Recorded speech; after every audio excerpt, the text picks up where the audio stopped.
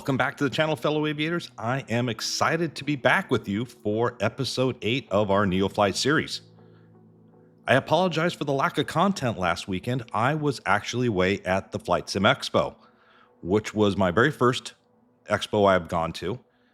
I was able to check out some of the new products. I met a couple really cool streamers and of course just represented the channel. I'm sure we will talk about that as throughout the rest of this flight.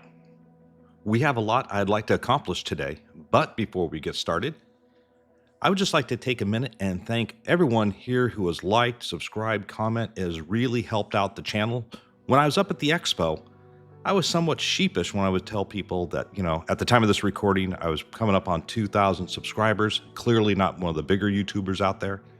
But almost every vendor I talked to, and even some of the big name streamers I talked to, were amazed that I'd had that growth in the first 6 months. And that's all down to you. So once again, thank you very much.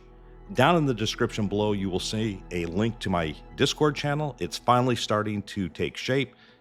Really like what's going on over there. Have a couple of great guys who are always commenting, always posting. I've always found that I think the Discords are kind of a reflection of the owner. It was always surprising to me when I would jump onto a Discord that had maybe 10, 15,000 members and like no one talks. It's crazy. I'm on there as much as I can. Obviously, I have a full-time job flying, but I'm often on there 2, 3, 4 times a day, checking in. People are always starting to comment. So I would love to have you join the community if you would like. All right, so what is the plan for today? Well, if you look at the top, you see the Just Flight Piper Warrior is back at 42 Charlie November, which is actually where I rented it from. I really wasn't intending to go there until I saw a mission that took me there. And then I thought, I think today would be a perfect day to go ahead and return the Warrior, sell the 152, and then buy our first plane. And I was thinking of picking up the Carenado, was at the 182 that they came out with almost as soon as Microsoft Flight Simulator 2024 started. But that kind of brings me to an interesting dilemma. So obviously the Just Flight is a paid program. The Carenado will be a paid aircraft. Would you guys like me to continue doing the paid aircraft? We definitely could use the 172, which I've kind of been ignoring because I wanted this to start off as a free to play, and the 172 you actually have to kind of buy from NeoFly. So my thought process is when I'm demoing these other planes, it kind of gives you guys a chance to see them in action, so to speak. I don't necessarily do a full review of the aircraft because I think they're already out there. I'm working on right now for the Piper Aerostar that just came out 2 days ago. That should be probably out by the time this video comes out. But for all the other ones, that's enough for those reviews. I don't want to do a full review. But I do want to give you guys the opportunity to see them in action, so to speak. See what they look like, see how they perform live as I'm flying them. If I have any gripes, I let you know. I'm not sponsored by anybody, right? So, but what would you guys like me to do? Would you like me to continue using these payware aircraft? Would you like me to mix in with the included Asobo aircraft and kind of evaluate those with you? So anyways, just let me kind of know in the descriptions what you would like. So the plan, once again, is let's go ahead and return the Warrior, sell the Cessna, and then buy the 182. All right, so the very first thing we need to do is return the Warrior. So we want to come over here to the hangar section where we can manage our aircraft. We'll click there, and we will return our rented aircraft. Do you really want to return your rented aircraft? Yes, I do. And looks like we'll get our deposit back. And then while we're here, let's go ahead and sell the 152. See if we can, since it's already located here. I'm thinking when we buy the new aircraft, we'll just kind of move ourselves there. So let's sell the aircraft for $34,000, almost $35,000. Let's go ahead and sell that.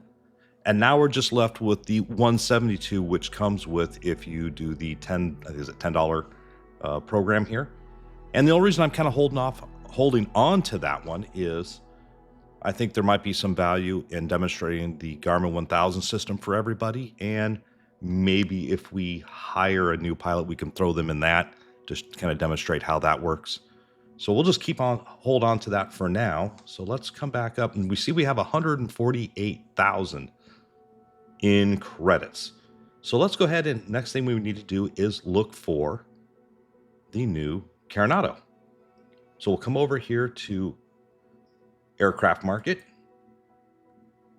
and then we will type in, see if we can just do it by here, Carenado.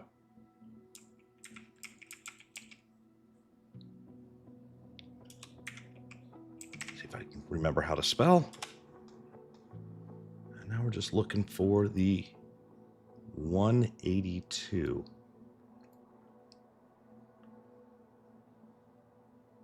Oh, here it is. We got the 182Q, and we want to, we can buy, so we got three options here. We can buy one for 144, which we could afford, or we can just take the 195, which will be brand new. Let's do the 195, but before we do that, then of course, I'm going to need to take a loan. All right, so let's come down to finance. And here are our options. 50 grand at 20% or 150 at 17. Well, I don't think we need the 150 for now. 50 would be easier to pay off. So let's take the 50 grand loan. All right, now we're up to 198. Let's come back to the market, and now we can purchase. Oh, we got to type it in again or find it again.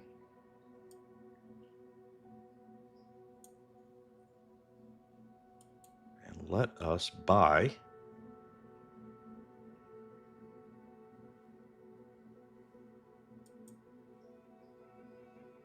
yes. All right. So now we purchased the aircraft.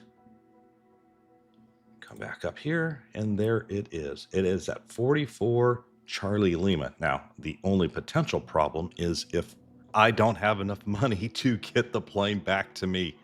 I guess I'm violating the 7 Ps of prior proper planning prevents piss poor performance. So let's find out if I can get my plane to me. Let's come back to hangar, bring this aircraft to pilot location. Do we want to move this aircraft to 42 Charlie November for $4,500? Yes, please. And it looks like it moves instantaneously, which is kind of nice. If you are following my on-air series, everything happens in real time. So I moved my pilot to Europe, and I think that was like 11 or 12 hours real time before it actually got there. All right, so one of the reasons I chose the 182 is I knew we could afford it, number one. Number two, even though it's going to be basically the same configuration, we can only take 3 passengers. We can go significantly faster. You see the cruise speed here is 155 knots versus we were getting about 105. So maybe we can go a little bit longer, make a little bit more money, and move our career forward. So that was the rationale. So we've spent a lot of time in the admin section today here. So let me just join you as I'll accept admission off camera, and then I will join you on the actual field and we'll get going. All right, welcome back, everybody. Let's go through the walk around really quick because this aircraft was designed for 24. I think it came out at the end of 24, beginning of 25. And so, of course, it has the normal collisions. Everything is interactive. The very first thing we want to do is come over here, remove the sunscreen, which you notice has our tail number on it. That's dynamic. Remove the pitot cover. Make sure you do that first, or you'll be like me and take off with it on and then have no airspeed. You can open up the baggage compartment. We can come around the back. We can check all the flight control surfaces.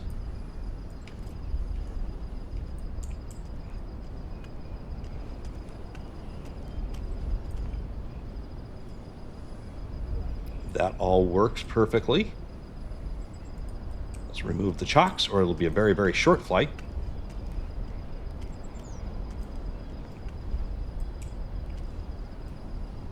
And then last thing we can do is check the oil. All right. Nice and easy to do, and let's hop in the aircraft. All right, everybody, let's get going. So the very first thing we want to do is the before start checklist. And that's going to be, we did the pre-flight inspection. The parking brake is set. We'll verify that in just a second. Come down here, make sure that the fuel selector is in the both position, straight ahead. Unlike in the Warrior where we had to alternate fuel tanks every 15 to 45 minutes, just leave it in the both selection and we are done. We also have a cow flap. Pretty simple to use. On takeoff, it's going to be open. On cruise and descent, closed. Nice and simple. All right, avionics master switch, well, I'll show you in just a second. We'll do our brake test and our circuit breakers. So let's come back up to here. And here is our avionics switch, which I just mentioned. Brake test, release the parking brakes. Press in, make sure they work. Reset the parking brakes, and then right down here is all of our circuit breakers. Nice and easy. All right, starting engine. All right, mixture full rich. And so this is going to be where we start to see that bug I was talking about. So you see the mixture is moving fully forward. We also have a prop on this aircraft, which is the blue. Variable pitch prop, it's sometimes called, or constant speed, and our throttle quadrant. All right? So we want the mixture full rich, prop full forward. We're going to talk about that for sure. Carburetor heat, it's located right next to it, right there. Carburetor heat, closed. We don't need to prime it. I don't think that makes a difference. Master and alternator switch on. And propeller area clear, and then we're going to start. So here is where the very first bug comes into play. And I've seen two different things. One, for whatever reason, even though we just saw the mixture moving forward, the game is not registering it for startup and startup only. I actually had to look this up. I tried to start this aircraft like 3 times. I couldn't get to start, and I thought, look, I think I know what I'm doing. I should be able to start this aircraft. It turns out it's a bug. The only way to get around that is to manually, with your mouse, move the mixture in and out. So I'm just going to show you what happens when we attempt to start without doing that, and then we'll start right up. The other bug is kind of related to that, and it's where the prop light doesn't move.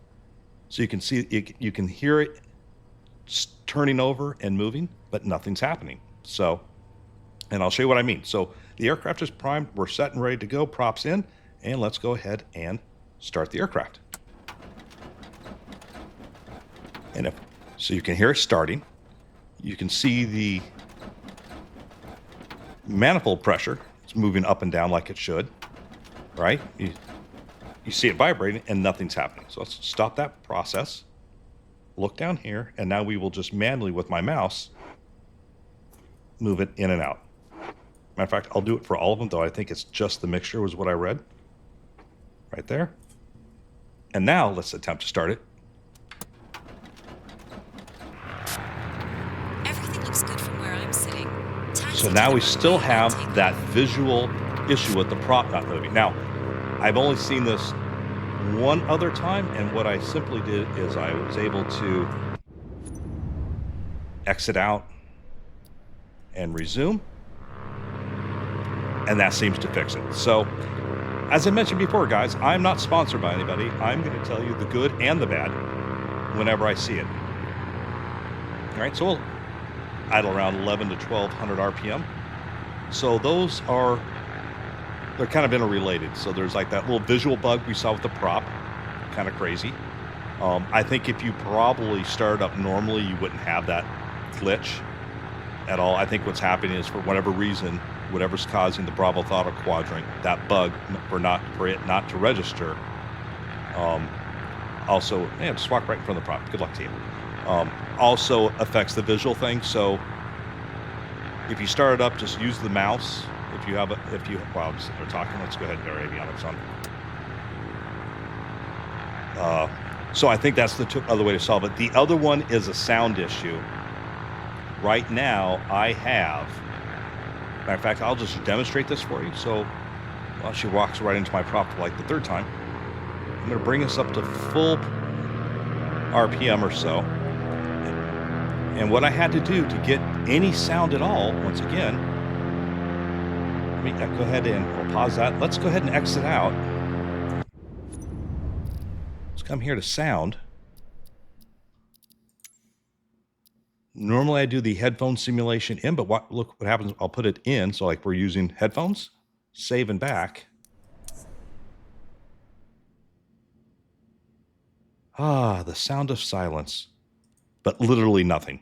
And so when we're flying around, if you have headphone simulation enabled, there will be no outside sound whatsoever, which I think is a little bit unnerving. It's probably great for me being a content creator, so I don't have to talk over the engine. So once again, we'll come back into here, sound, headphone simulation, turn that off. I've also, you see I have the engine set to 0 on the sound here. I was playing with that earlier. That makes absolutely no difference. I was hoping that I could turn down the engines a little bit. We'll go back to save and back. We'll throttle back. So hopefully the sound works good for you guys. So let me know down in the comments if the engine's too loud. I'm recording everything, blah, blah, blah, right? This is just content creator talk. I'm recording everything over one stream, so to speak, engine and my voice. But I can separate them out. I could probably, in post, reduce the sound of the engine if it's too annoying. So let me know. For instance, I noticed in my last helicopter video that blade slap sound was way too loud. I'll be toning that down. So I can do that in post. So just let me know down in the comments if you think that's a problem. Anyways, we started up the aircraft. Let's go back to our checklist. Right? Check our oil pressure, flashing beacon. I just always leave that on position, but we can put our taxi lights on, nav lights on. Those are all on. Avionics master switches, those are all on. The GPS is firing up and finding its coordinates. And while we're doing that, once again, we have the before takeoff, where's the taxi checklist, right? There's a couple things. For instance, there's no there to make sure we put our transponder on. Optimally, when you get in the aircraft, you're going to want to go ahead and check your manifold pressure. It should show outside pressure, so 29, between 29 and 30. But we'll make it work, all right? So the other thing I wanted to talk about really quickly, as I mentioned, this aircraft is going to be a little bit more complex, and that is the addition of, as I cycle it around here, is the constant speed propeller. And there is definitely a procedure in how you want to do this. What we want to avoid is a high manifold pressure. So let's go ahead and bring our power up here. So if you look at the top gauge, what you don't want to have is this position right here.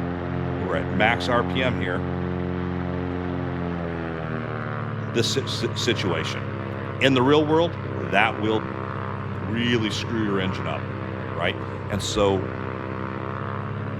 what we're going to want to do is do things in a certain order, right? So whenever we push in on the power, increase manifold pressure, we want to make sure our prop, cycling a little bit right here, that we do that first. So it's prop, then engine to increase power. And then when we decrease power, it's once again, it's going to be the reverse, right?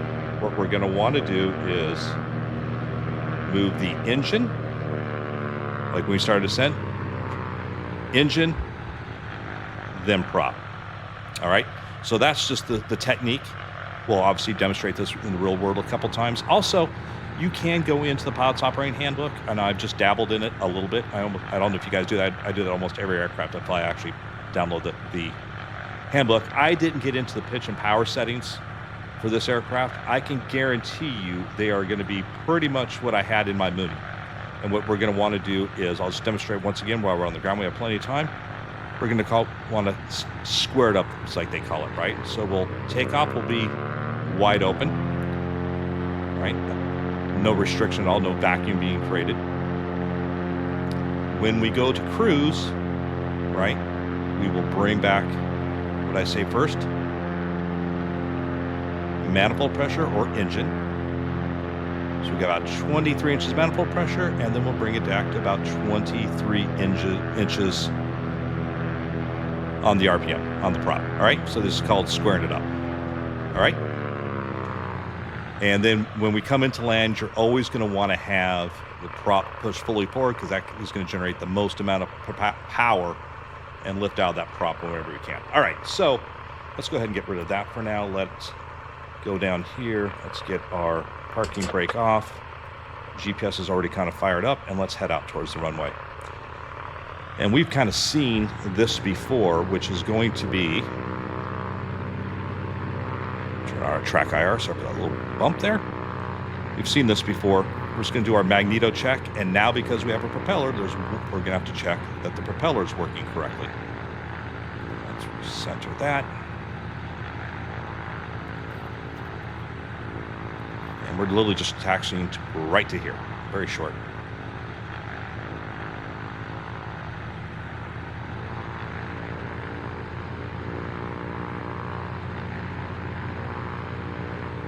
All right, once again, nice long taxi. We're going to bring our RPM to about 1700. We've already got prop full forward, so we're controlling RPM now just with the engines. We're at 1700, so we're about there. And we're going to do our normal magneto check. So we're going to check 1, back to both, looking for no more than 150 maximum RPM drop per magneto, and no more than 50 RPM drop between them difference. All right, and the next thing we're doing is just going to come down here. We're going to cycle. When I had my Mooney, I would do this much quicker because it's really not. Once again, I told you, right, we don't want low RPM settings, but we see we dropped a couple hundred RPM. Bring it back to both, and as we do this, we also should see a slight decrease in oil pressure, very minute. So on my Mooney, I just do this 3 times real quick. Turn our landing, taxi lights on. All that stuff is good. Let's pull up our EFB. Doors are closed. Parking brake is set. Flight controls. Well, we can check. Sure, flight controls work. Just make out right there. All right, flight controls check. Flight instruments are set. Fuel selector, we already put it on both. Mixture is full rich. Trims are set right here. You want, you got maybe a touch of aft trim. Might help you out. Keep it right basically in the center. Throttle. Use our magneto check to those. Prop lever check. Carburetor heat. Vacuum gauge. Throttle and radios are set. Flap 0 to 20 degrees. Landing taxi lights on and parking brake release. All right, so that is it. We have completed the before takeoff checklist, and that's it. All right, so let's go ahead and bring ourselves out to the runway.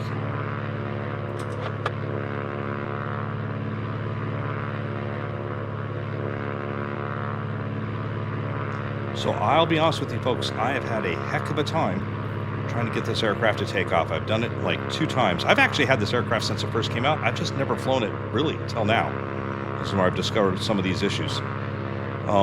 What normally you should have happen here is a larger horsepower engine producing more torque, more lift out of the blade. And so you should get a slight turning tendency to the left, which we probably will here as I start to accelerate. We didn't talk about our V speeds. You see where I'm going? Nose is hard to the right there. Don't know why. Should not do that.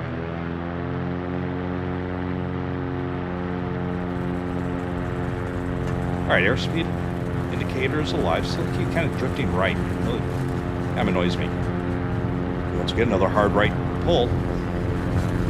Coming up on around 60, 65 knots. We didn't really talk about this, but right around 65 knots. A little aft pressure. Get Nice off the takeoff, ground. pilot. Yeah, thank you Have a very much. safe, steady flight.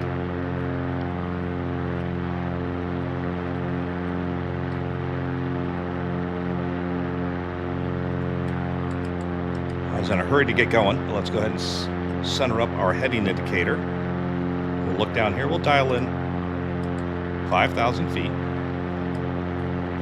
We'll press the autopilot on button right there. We'll press heading.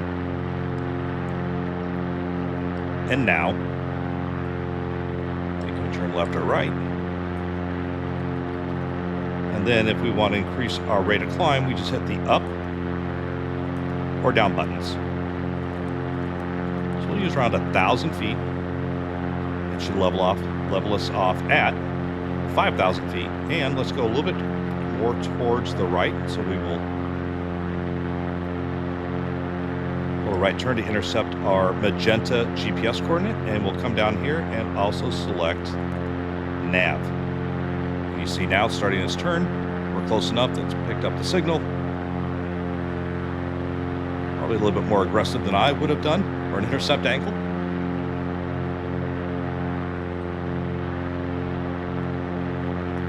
But it works. All right. So the one thing I didn't discuss, and I meant to before we take off, but it's been a whole lot of yippity-yap in this episode, is some of the V speeds. All right. So our V&E is 179. That's velocity never exceed. Our VA speed, which is maneuvering, is 101 knots. Our VNO, maximum structural cruising speed, 143. If you look at the airspeed indicator, that is shown by the top of the green arc. VFE, maximum flap retraction speed, boy, say that 3 times fast. 140 knots per 10 degrees, the first notch. Between 10 and 40 degrees, 95 knots. The best rate of climb, 78 knots. And if we look right down here, we're doing about 80, 85 or so. That's fine, because the best cruise climb speed, anywhere between 85 and 95 knots. So I'm happy to keep in 1,000 feet per minute. Right now we're at best VY, which is 78. So it's not going to get much better than that. You start to see, if you look at the airspeed, you can see how it's starting to trend downwards because it can't hold that 1,000 feet because I'm on a vertical speed mode. So let's just go hit down.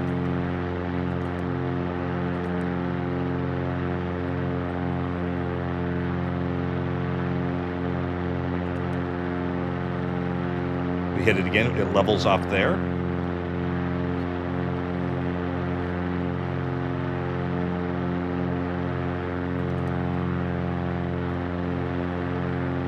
One is probably around about 500 or so, dropping down to 400, so it continues to climb out. So it's a little bit weird, kind of a funky system there. So if I hit altitude, it'll attempt to level out. So I hit one more time. The aircraft will begin to level itself out at that altitude. Hit it again, it reverts back into the vertical speed mode. And now we're going to press once. Now we'll just control what we want. So it looks like 1,000 is probably a little bit much for it.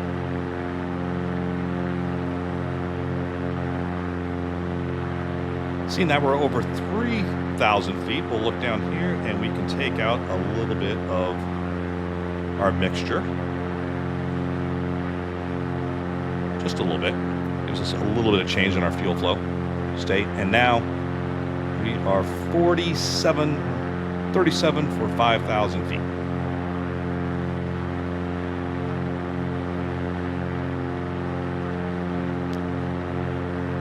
This is one of the reasons I was never a big fan of flying in the high wing stuff, because this is literally what you see, which is nothing. You always had to kind of scrunch down to take a look, so you really had no visibility upwards.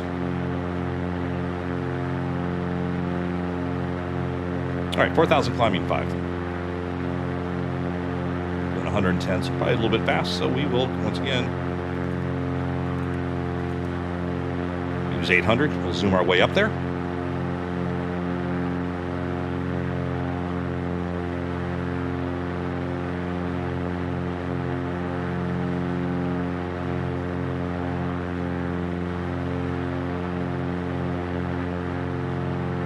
So it looks like as we climb in altitude, the fuel flow is starting to adjust itself, which I like. I don't think I've really had that issue in this series yet, but in my on-air series, some of the aircraft, for instance, the King Air 350 from Asobo, the base game included one, had none of that, which just drives me insane. It's such poor job of modeling. So, as always with the Carenado aircraft, they look really, I think, visually good. The gauges are very easy to read here. And coming up on 5,000 feet here, and right about here, we should see the nose start to level off. So kind of the general rule, if you guys are flying without an autopilot, you're hand flying it, when should you attempt to level off? Really, it's just 10% of your vertical speed, right? So if you're climbing up at 500 feet per minute, attempt to start doing that probably by around 50 feet prior. That's just kind of like one of the general rules. All right, as I mentioned before, if we want to cruise it up, and we'll see if there's any benefit for doing that, the very first thing we're going to come down here and look is engine, black one. Now look at the manifold pressure, bring it to the top of the green, about 23. Then we go to the RPM, or I'm sorry, the prop to control the RPM, and we'll bring that from 25, 24, about 23 or so. And you see we've had a pretty big difference in our fuel flow. So that actually does work. My guess is if we continued up to about 10,000 feet or so, we'd get even less on the fuel flow, which is the entire reason we fly up at altitude, whether it's in the airliners or here in a piston aircraft, right? The higher you go, the more efficient the engine's going to be. So that's the procedure, right? Engine, then prop. Slow down. Now that we've leveled out, we'll close the cowl flaps, and we should start to see an increase in our cylinder head temperature, which is entirely normal. So that is the basics. We really dropped down about 12 gallons an hour, right? From 18. So makes a big difference on a longer flight. All right, so I think the plan is we're just going to go into Oakland, California, delivering some whiskey. Hopefully most of it makes it there. I wouldn't count on all of it. It's a Friday night. Well, it's my Friday. It's actually Thursday here. It's my last day of reserve. Did not get called once this entire week. God loves me. I think that's the only thing you can say. They had called to switch me over to the B reserve schedule, which they're entitled to do. I normally bid, and this is important, right? Not for you guys, but for us as airline pilots, is your seniority determines what you get. And I want my weekends off, and I don't want to fly super late at night, and I don't want to fly super early in the morning. So the three things that we can bid, I can start at 5 a.m. and then you're done, I think, at 1 o'clock. I've never done the A reserve. But at 5 a.m., that means they can start calling you 2 hours, or was it 3 a.m. start? It's crazy. I think it's 5, so they can call you at 3 a.m. for you to show up at the airport at 5 a.m. And we have a lot, and I mean a lot, of early morning departures. The next one you can bid is C, which is what I bid, and that is from 12 till 10:30 at night. That one's pretty good. And then we have the D reserve, and they are from 5 p.m. until midnight. So normally when I'm working, I work C reserve, which means they can call me at 12. I have to be at the airport by 2. But by about 5 o'clock at night, then the D reserve comes on, and these are all separate people, right? So in a normal day, you might have, since we have a lot of early morning departures, you might have 4 or 5 people on A reserve, on C reserve 1 to 3, D reserve 1 to 2. And the reason is we don't have that much flying during the daytime, not as much. So they called up and said, we want you to work the B reserve. They didn't ask, they informed me. And B, which is what I like, is it starts at 8 a.m. and then goes till 6:30 p.m. at night. But as I kind of said before, by noon, mostly going to be C reserve they're going to call. And then by 5 o'clock, they're mostly going to use a D reservist. So really, I can only be called from, not only, but for the most part, I'll be called from 8 to noon, right? And there, we do have a couple, but not that many, really not that many flights that depart around between basically 10 and 10 a.m. and 2 p.m., right? Because I get 2 hours to get there. And not only do I have 2 hours to get there, I also have an hour then to report to the aircraft, get it pre-flighted before I'm ready for departure. So they can't, so it's really 3 hours. And so there's just not a whole lot of flying that goes on. In fact, I don't know anytime if I've ever been called out when they moved me over to B Reserve. So I really like it. And I've mentioned this in the channel before. While I love flying, I love getting paid not to work even more. So that's my theory. Anyway, so they didn't call me all week. That was great. Once they put me on B Reserve, I knew I wasn't going to get called. So anyways, as I mentioned at the start of this flight, and I'm going to cut you loose here in just a second, I was up at the Flight Sim Expo. That was my very first one I've ever attended. Really enjoyed it. As I mentioned before, I was really there to kind of represent the channel, check a bunch of stuff out. Every year it keeps getting bigger and bigger. I think this year there was 2,600 physical attendees, not counting everyone who watched it on streams and all that kind of stuff. Obviously, my wife wanted to come with me. I denied that request. She would have been great. She's in sales, so she would have sold me to all the vendors. But it was a whole lot of geekiness going on there, and I just wanted to geek out and check out everything. I saw all the new stuff if you've seen from Meridian. I saw the Honeycomb. I talked to a lot of vendors. So I didn't really get anything for the airplane side of stuff. I did get one of the vendors I was talking with was Height Performance Group, which is a very realistic study level aircraft that they put out for helicopters. I was talking to him. He invited me to the release of a new aircraft probably next year in 26, but they'll go into internal testing in 25. He asked me to help him out with that. I won't be the only one, of course. It'll be a fairly large group that does that, but I've been invited to work on the testing of that aircraft, which I'm going to be happy to help out with. And as I was talking, the booth right next to him has a helicopter control manufacturer, right? I have all purple stuff, but he has his own company manufacturing helicopter controls, and he had heard that I was a former test pilot for Robinson Helicopter, and he was coming out with some Robinson controls, and so we had a good 15-20 minute conversation, and looks like he's going to send me out a bunch of controls for me to demo out and test out and make a video, which I'm happy to do. So that's probably, I don't know, those controls are around $1,500, $2,000 for the whole set of everything. So I'll be happy to bring those to my channel, show everybody those. I talked to the developer of Black Square. That was a great conversation. Just really wasn't looking to represent my channel, but I saw him there. We had probably 15-minute conversation. I was just telling him I really appreciate all he does for the community in terms of study level aircraft. So this week, A2A or ACU Simulations just dropped the Piper Aerostar 600. I'm in the process right now of doing a very first look video on that. That should probably be out roughly about the same time this comes out, maybe a day before, a day or two later. I've already kind of done some of the visual outside shots, which took a while. But other than that, had a great time. I'll probably bring my wife to the next one up in Minneapolis next year. They've already announced it. I met a lot of people.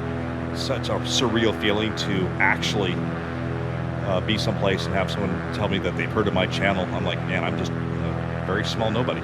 So anyways, it was a great time. I'm looking forward to going to the next one. Hopefully it'll work out for the channel. So we still have a ways to go here, and it's about a 140-mile flight at 120 knots, so we're still probably a good solid hour plus out.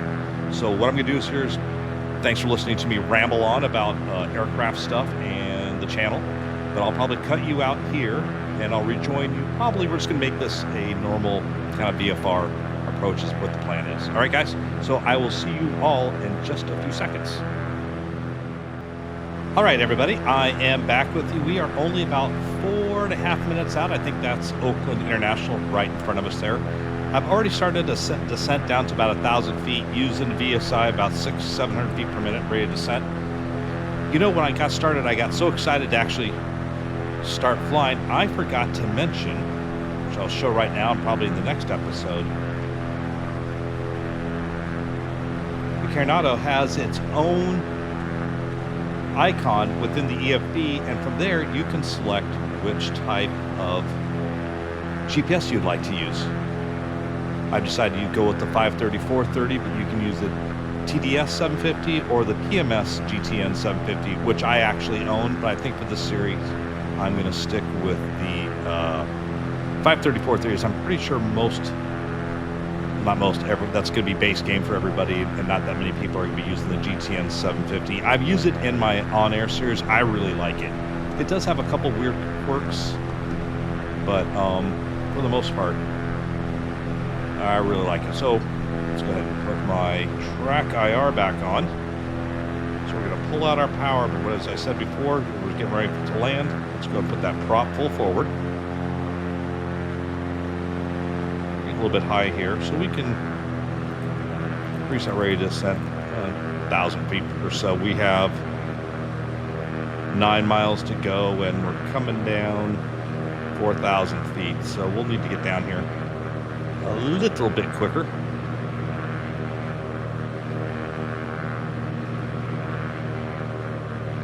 All right, we'll get rid of the EFB. I will mention that in the next one. Of course, this is a fragile cargo mission because I had leveled up, and the requirement is to land less than 200 feet per minute rate of descent, and this will be the first time I land this aircraft. So be prepared to laugh. Let's see what happens.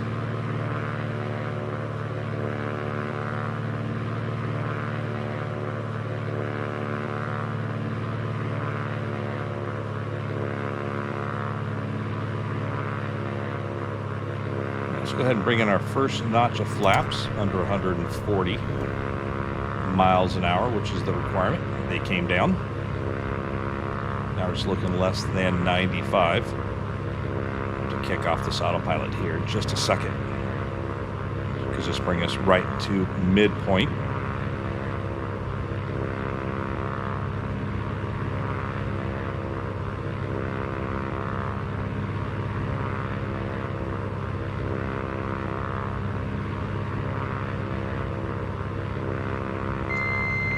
All right, let's just hit the autopilot off, and we'll just start a little bit of a turn.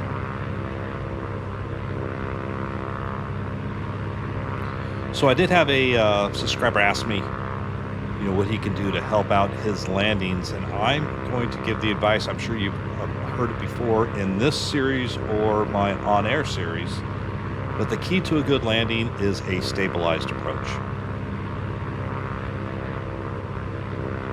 The way to make a nice stabilized approach is probably get yourself set up a little bit further out,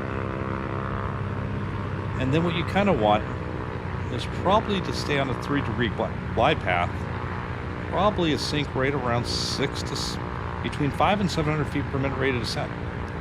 If you get more than that, it's probably going to be a bit tougher. Now, depending on your skill level, as we look out to the left there on that far runway, we can see white over white, so we're a little bit above profile.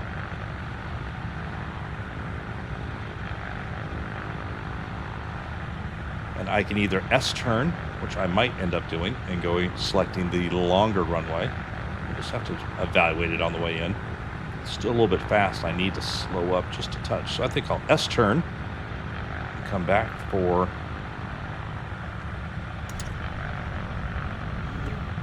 getting the second notch of flaps. All right, those are in. So that looks good. Around 80 knots or so. I think that's good for our approach speed.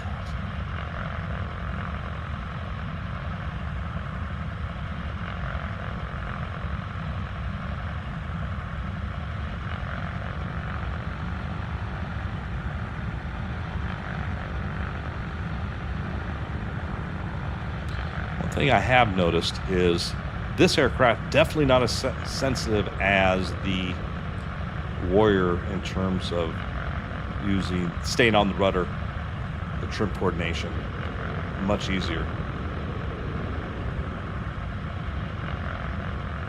Right, airspeed looks good. Rate of descent's a little bit high. We got white over white still coming up over profile. we have a really long runway. So I'm happy with the speed. All right, so we'll just start slowing up just a touch. We got some of that descent rate. All right, guys, prepare to laugh. All right, airspeed looks good.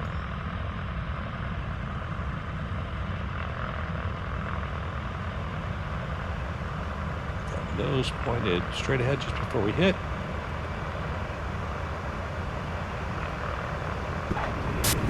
We have touchdown. That landing was good. Transporter from dispatch. Clear the runway and taxi to parking.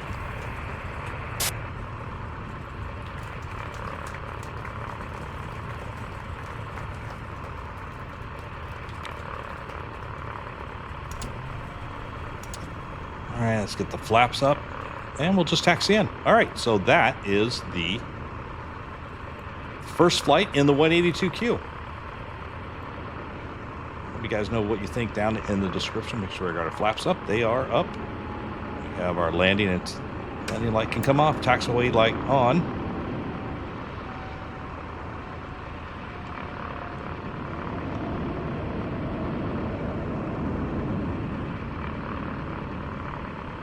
I think this is going to be a great airplane for us.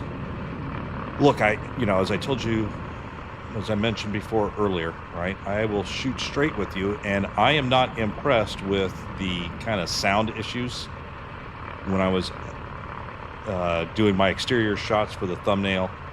Like, you could barely hear the prop right next to it. So I think for a major developer like Carenado to not have that stuff worked out this long into, this aircraft was released in December, January? Someone remind me in the description.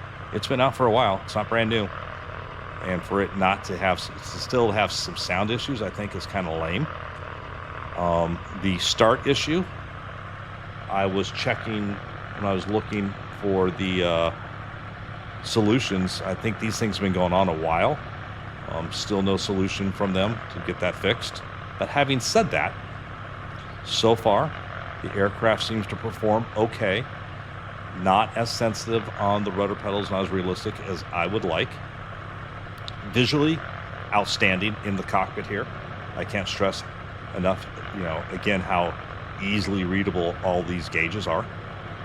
And I think for the price, we are looking at, $190,000 for a brand new plane, which for making money in this series, I think is going to work well for us. This flight was base payment of, I think, like $11,000. I'm sure we'll get a little bit of a bonus. Since I have 2 stars, we might get another bonus for distance. So this will turn a pretty good profit for us, and it took us about an hour. So I think it works good for us. I looked at picking up, I think the 210 just came out. I have a kind of a theory that, I buy them so you guys don't have to, so you can decide if you like them or not. But when I looked at what it would have purchased in NeoFly, we're looking at, I don't know, it was for the 210 was something like, let's set my brakes here. It was like $1 million to buy one new. How hard will that be? Looking at potentially getting some of the other Piper, like the Aero 4, some of those other ones. I would really like to. At some point, I will bring into this series the, let's kill that engine. Okay, pilot. Removing the fragile goods may take a little longer than normal. Stand by.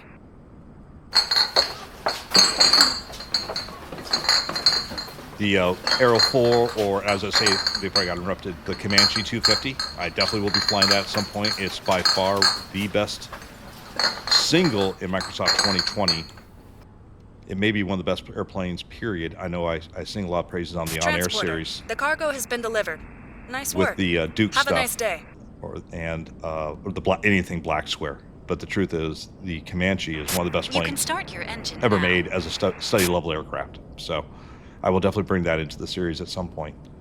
Anyways, first flight, I hope you all enjoyed it. I'm back to be making content after a little hiatus. I feel revved up and ready to go. Once again, leave a like, subscribe, comment down below. I appreciate all your support, and I will catch you all in the next one. Take care for now.